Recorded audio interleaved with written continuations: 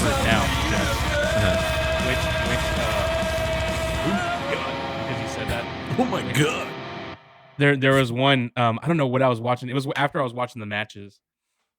It is the WrestleMania 2008 when John Cena returns, and every commentator like, "Oh my god, I can't believe this is happening!" And then Joey Styles, "Oh my god!" Like he just does that really quick. He sticks it. I was like, "Oh my god." So I remember that. But so as far as the thing I wanted to talk about, because we just recorded an episode, which is better. I'm not gonna give away the spoilers on that one because that's coming out later. Okay. Every time I watch Bret Hart, I always think to myself, it's random, and I'm sure we've all have our wrestlers that we think this of. But I was like, I love Bret Hart's moveset. I think his moveset's awesome.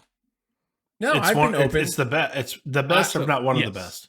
After he won the world title, I turned on him, and because I was a Hogan guy, and the whole wrestling industry changed. That's what a lot of people don't. It just said, "Did you ever make any money, Bret?" I don't believe so. And no, he didn't originally did not.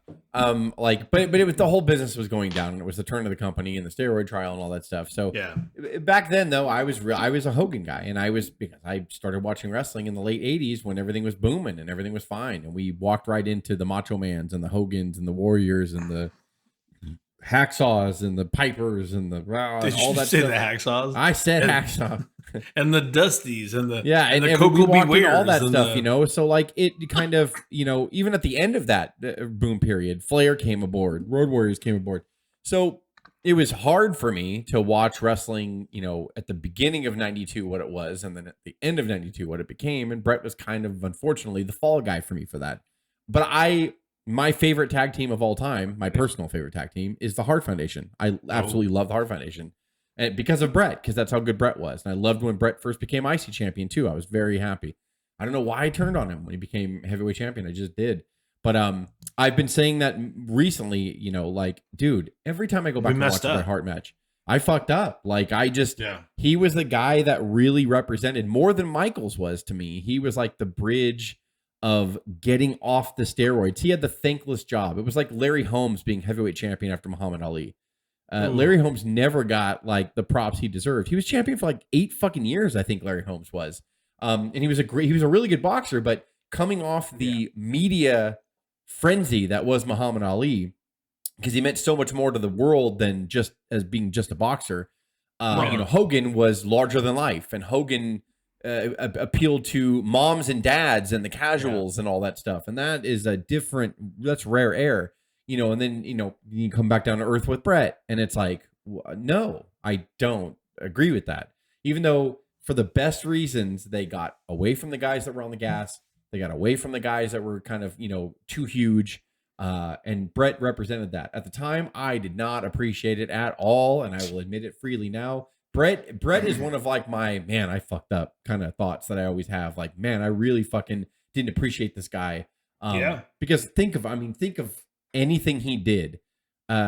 Literally, I think the only bad match I've ever seen Bret have was against Bob Backlund at WrestleMania 11. I think that was the only thing. Is that really his fault? And Bret on every interview nowadays says my worst pay-per-view match was without a doubt against Bob Backlund at WrestleMania 11. It just didn't click. But everything, even some of his WCW matches against Benoit, against Booker T, against Sting should have been better. The match against Sting should have been better. But he had some other gems in WCW where I was like, I'm glad I got to see that. Especially like I said, the Benoit and the Booker T matches, and the DDP matches too, were really good as well. And I'm glad that he got to be there. Yes, overall his push in WCW was fucking bungled and fucked up. But at the same time, look at the water of sharks he was going in. Look at all the names that Bret Hart got put into, going in there. But you can't all the names of the people, by the way, that he went into that Shark Tank with. What had the attitude that unfortunately I had in 92, 93 against Bret, which was wrong. They all thought they were bigger than him, and they weren't. He was just as good, if not better, in the ring than all of them put together. Hogan, Hall, Nash, all those guys. That's how good Bret was. And so I go back and I watch all his shit, and I'm like, God damn it. He was so fucking good. Because Bret even said, I believed in what I did. I wanted everything to look real. All of his moves were super tight and smug. He had no wasted movement. Bret never did anything that didn't lead to something else. Never. He never had a wasted movement. He never stutter stepped. Did you ever see Bret ever fuck up in there? Did you ever see Bret ever fucking stutter step or look like he didn't know what he was going to do? Or, like he was so good. The only time Bret ever talked to anybody was when he had him in a wear down hold because he was prepping him for the next series that was going to happen. Like he was a professional's professional. Yeah. I was totally wrong about Bret. I never should have betrayed him. Bret is one of the best wrestlers I've ever seen. Ever. Like, Yeah, Bret. Oh, and he's right behind me. Jess, I heard what you had to say about me. I know you didn't like that. Yeah, I think Bret is one of the biggest misconceptions. I know what all the hate was about. History of. You want to know why? Actually, you want to know why I did? My big reason why is because when shoot interviews were in their infancy, and he did shoot interviews in like 93 and 94, that early. And I got a hold of one of them, and he bashed Flair, and he bashed Hogan. And I was like, you son of a bitch, how dare you? Even though looking back now, like Hogan and Flair hit the wall. Well, he was right in the sense he was just really harsh on Flair. And he was right, every wrestler does their moves, right? Every wrestler has a pattern. Bret has a whole set. We just talked about it. But I got mad at him because he bashed Flair for that. Every Flair match is the same. If you don't wrestle his pattern and you deviate once from it, he's lost. And I'm like, first of all, that's fucked up that you said that because Flair's journey was back when there was territories. That's way different than when Bret was champion. Way different. What Flair had to do was go to every territory and make their top babyface look good. But he had to have a good match out of them. He had to pull matches out of people like JYD and other people that are way less talented than he was. What you got against JYD, and Flair had to go against everyone. And by the way, this is back when they called a lot of shit in the ring. They didn't script stuff out. They didn't do any of this stuff. Flair raw dogged it. If you know what I'm saying. Like, so you have to respect Flair. But for Bret, who came from a wrestling family, who came from that lineage, who you would think would like gravitate more to Flair style, shit on him. No. And I thought that was bullshit. And I still don't like it now. But like when you look back, Flair was just fucking 40 something by the time Bret got to face him. Okay. I mean, Jericho, still hanging on right now. AJ still hanging on, but is AJ doing the best wrestling he's ever done in his career? No. Is he amazing for being? Is he amazing for being 40 something and still being in great shape? Yes, like and that's totally okay. It's totally and okay. He totally fits in now. Like he's one of Vince's boys. Think of any wrestlers what wrestler in their 40s right now is having the best matches of their career. Michaels might be the only one that ever did. Bro. You know what I mean? Michaels, I think, had better matches later than he did when he was younger, and he still had fantastic matches when he was younger. Like, I don't want to steer too much away from Bret, we're done with Bret. But it connects. No, but I agree with that. I was wrong in shitting on Bret. No. Oh yeah. No. I mean, I guess that's why I was Hogan's still the best. Kid, I like Bret as a kid better than Hogan. Yeah. But I like Warrior better than Hogan too. So I guess I say that. Ladies and gentlemen, thanks for joining Unscripted. God, doesn't that make you like when I watch Bret though, like watching these Bret matches, I'm like, man. And I know a lot of people Hakushi. Hakushi had a great match with. Yes. Jean-Pierre Lafrette, like he had a great match with everybody. The Pirate. And Isaac Yankem at SummerSlam 95. Yeah. He had a good match with a young Kane, a young Glenn Jacobs. But he carried him. Like go back and watch the match. And we're not talking about the matches against Owen and parallels there because what I was going to get into, and I know a lot of people will talk about this. It just is such a shame that we never got to see Bret Hart versus Kurt Angle, and it's funny that we mentioned. I don't even want to talk about it. I'm getting so upset. It's funny that we talk about Bret and Glenn Jacobs having a great match. Same with Kurt Angle and Kane at WrestleMania 18. Yeah, 18. That was a good match. That was a really good match, and Angle carried his ass there. Like was there.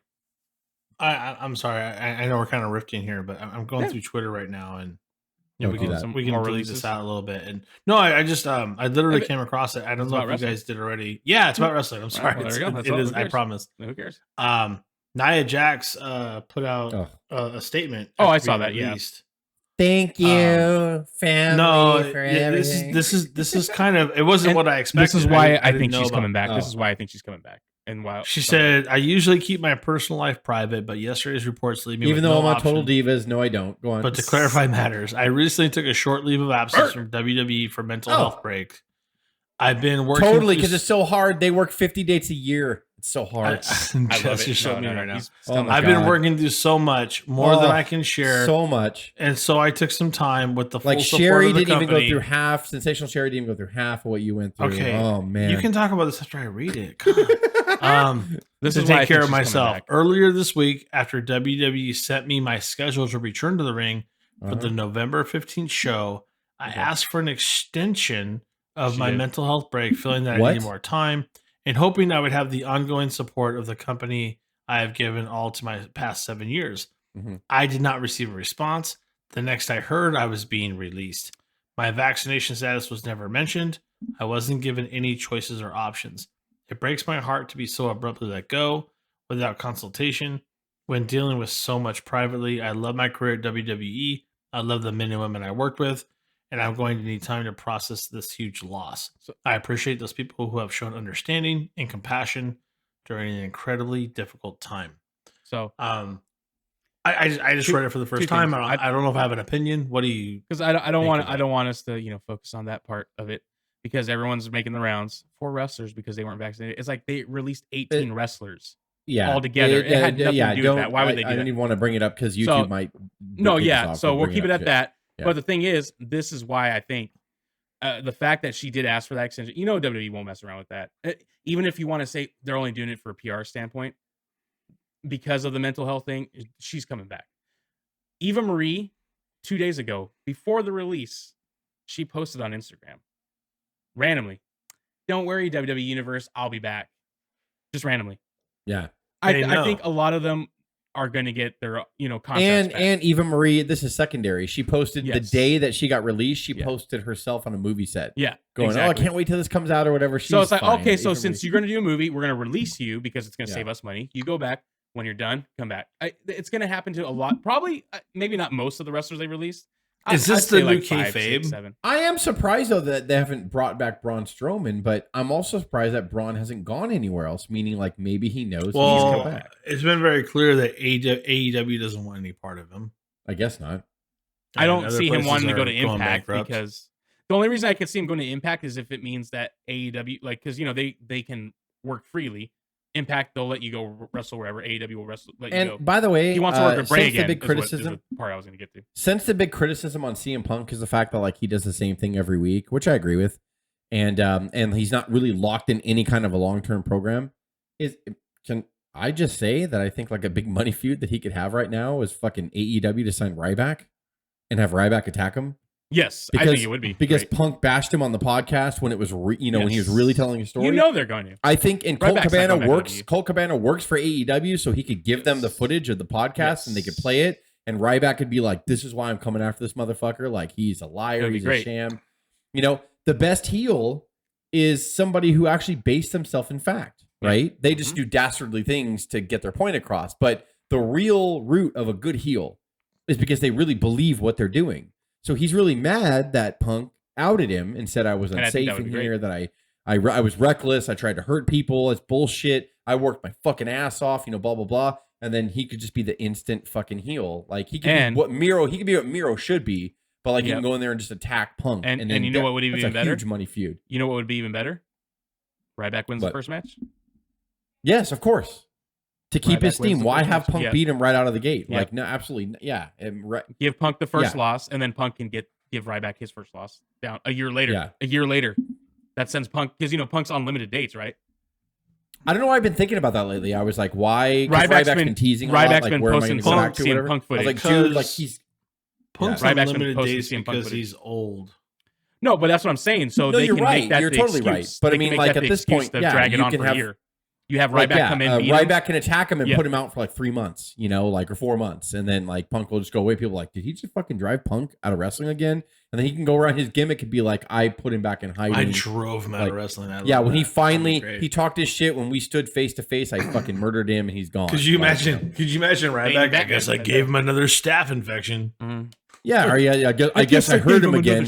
Or you know what? And you want to know what this? I intentionally hurt you this time, Punk. But you thought I intentionally hurt you last time? Yeah. No, that was all an accident. It's real. This was fucking intentional. I love it. So you want to go around and say, I'm like, dude, this is the biggest money go feud on right all now. your little No podcasts with Colt Cabana and talk about how you had an infection. Play the clips from Colt Cabana's podcast about how he bashed right back. Dude, it'd be awesome. It'd be fucking awesome. Like that's a great.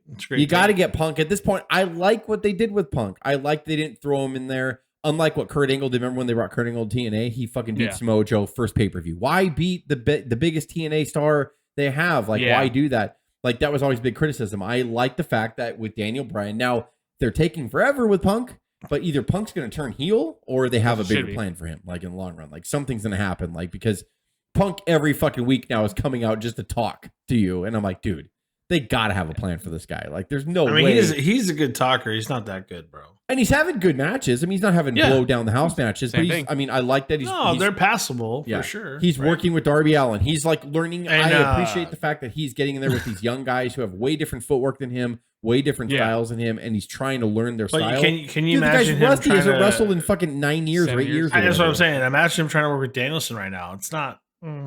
I want Punk to get a little bit. I think even though Bryan Danielson is fucking ready to goddamn go. Like, dude, Jesus, man. He's a monster, bro. Yeah, but that's what I'm saying. Fucking like, awesome. If you put Danielson against Punk right now, it's not going to be as good as it should be. Punk you can't say shit. He gets in there in his first match and fucking tears the house down with Omega. Like, that was great. Didn't even hesitate. They didn't even hesitate. It wasn't even like because Danielson is there though. He's on point. You can argue. He recently got the ring rust. Well, he's a big wrestling fan. Like Punk, I believe when Punk's like, I didn't watch wrestling for 5 years. I believe that. But Danielson watched wrestling. Like he watched AEW even when he was in his WWE contract. But Jess, Danielson got the ring rust off from his injury and WWE of all places, and now he's here. Well, actually, the last match he wrestled in WWE was like 9 months before. Yeah, it was like WrestleMania. I guess it was a long Roman time. and Edge. Like. But I'm talking about from his injury to get. It's like 5 months or whatever, or something like that. Yeah, you know what I'm saying? His injury to come back, he got the ring rust off there, and you even saw like we saw that live Danielson when he came Danielson back. WWE getting slapped so hard on his chest coming back that he bled so badly. Danielson even has scar tissue coming across, the chest tissue again to not bleed so badly. That's just over time and constantly getting your chest slap the crap out over. So I know it's not the up until recently this year when they actually finally had a great Crown Jewel pay-per-view. The greatest Royal Rumble, I believe it was the first one where Daniel Bryan went. What was it like? The longest out of any regular Royal Rumble participant. Yes, it was in the Royal Rumble. His chest, how fucked up it was, but his performance in that whole match was great. That's worth hamburger meat, bro. Well, I loved his whole fucking Earth. I love that too. Recycle, but he was great. He was awesome. Dan Bryan's good, man. So that was I compared that to the Chris Jericho in the suit. Yeah. Where he was so good. I think if I ever wanted to when he punched Shawn Michaels' life in the face in my office, I think it would be that wooden title. I want that wooden title. It's those turns. Great. Like, you find yourself at that. Jericho, the bio title.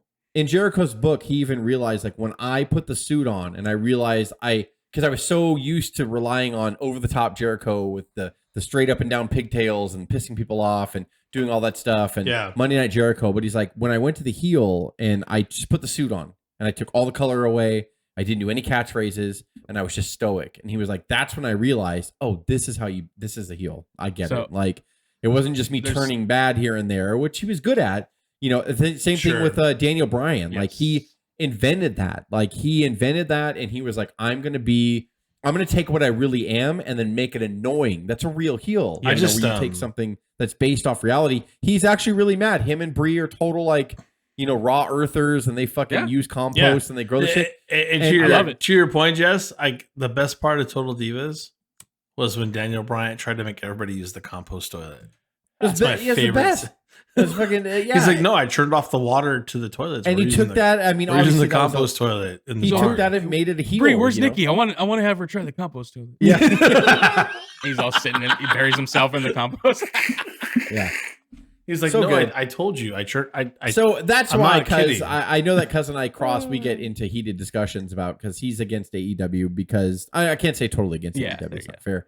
But I mean, like because AEW was stupid I'm mad when and they I first want them to succeed. Yeah, when they first started branding themselves, AEW's like, we're going to be an emulation of a sport. It's blah blah blah, and then here's Orange Cassidy. And I like Orange Cassidy. And here's Ghostbusters, here's Ghostbusters and all that stuff. But to that defense, though, it's still more grittier. It's still grittier. Yeah, thank you. That's perfect. That's actually perfect to say because it's true. No, I'll still always say that. And it's more grittier. And you know what, man? Like honestly, like Kenny Omega is killing it right now. Like, I love when he does his serious promos, he's great. Like that promo that he just did a couple weeks ago against Hangman Page, when he was like, man, he's like, yeah, you're not full of cowboy shit. He's like, you're full of bullshit. Like, and it was awesome. Like the way he nailed that line. And then when they hit cut, he looked at him cold. He's like, you gave me that line. It was awesome. Like, it was just really funny. Yeah, I get annoyed when they do come out and they dress up and shit. And I don't like the spots where the Hardy Boy wannabes. Sorry. Oh, no. Yeah, Young Bucks are good. Well, they are, though. But they have said that they love they dress the way the Hardy Boys used to dress. Remember when they first came in and they were in tights? Whatever? Yeah. Oh, yeah. I love it, though. I love the paying homage, too. But I don't like the spot where they run and they kiss Adam Cole on the cheek and all that stuff. I've nothing. I'm not saying it's because guys are kissing guys. I still am upset just you haven't paid off that bet. But you know what, though? But you know what? I just fell into it because that's what heels should do. Heels in 2021, if heels have to do that to get under my skin, they're doing a good job. So I digress. Can I dig into your skin and say that you didn't pay off on the bet? No, we never really. There was no bet released, and we never talked about Adam Cole on the company. I love how it wasn't released, but it was recorded, and that's why it was null and void because we because Jess bided his time to see what happened. That is not true. I had no idea that he was going to be released. Nobody would have released. He wasn't released. He made a choice. Well, that's true. Either way, he made a choice because he knew he was never going to get a title. Okay. That's not true. That is not true. He would have gotten a title. They were going to take care of him. Of course, they saw him as they were going to take care of him. Adam Cole, baby, said, "He would want a tag title with somebody or something." I literally think Vincent, Adam Cole, Vincent. I don't think they have. I don't think they've done wrong by them. So I think Adam Cole would have been treated the same way. All right, guys, that was the episode of Unscripted. Do the thing that Dave always says at the end of the other podcasts. It's a little different. It's Unscripted, and see you guys later.